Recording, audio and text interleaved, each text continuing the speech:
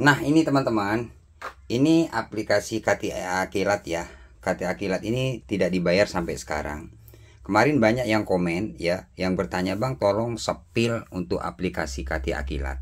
Nah di sini saya mempunyai aplikasi KTA Kilat yang belum dibayar ya.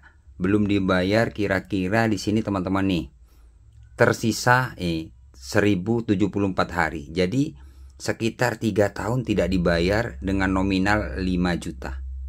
Ya, teman-teman bisa lihat 5.369.000. Nah, pertanyaan dari teman-teman subscriber, Bang, aplikasi KTA Kilat amankah kalau kita gagal bayar atau telat bayar? Oke, saya akan jelaskan sesuai pengalaman ya, pengalaman saya pribadi ya. Nah, untuk aplikasi KTA Kilat ini tidak dibayar sampai detik ini, sampai hari ini tidak ada yang namanya DC. Ya, DC datang ke rumah, Bang, nggak ada. Kemarin ada yang komen, Bang, jangan sesat.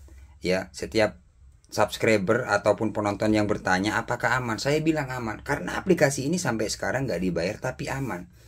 Mungkin kalau teman-teman yang seperti itu biasanya nggak percaya, maunya DC. Silahkan teman-teman, kalau maunya didatangi DC silahkan komen aja. Pasti nanti kalian dipantau sama DC. Makanya setiap video-video saya menyarankan buat teman-teman yang gagal bayar jangan sering ikut grup.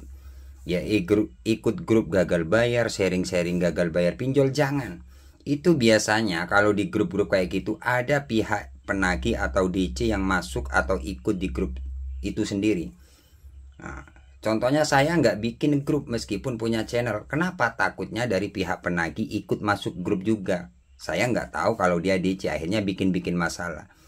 Jadi untuk aplikasi KTA Kilat ini aman, tidak ada DC-nya sampai sekarang. Bahkan dari informasi subscriber saya yang gagal bayar, daerah Jawa Barat, Jawa Tengah, Jawa Timur, setiap hari kan banyak yang sharing sama saya. Itu nggak ada yang didatangi. Cuman cara penagihan mereka itu agak sadis.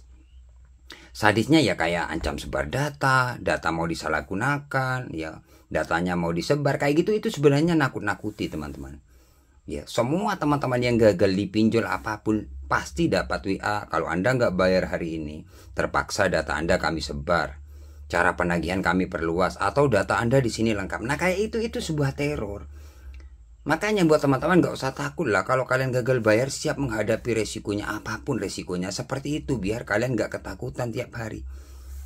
Kalau nggak percaya teman-teman, kalau saya memang nggak pernah panik sih, kalian bisa cek video saya yang telepon DC ya kayak gitu. Saya marah-marahin, saya kerjain.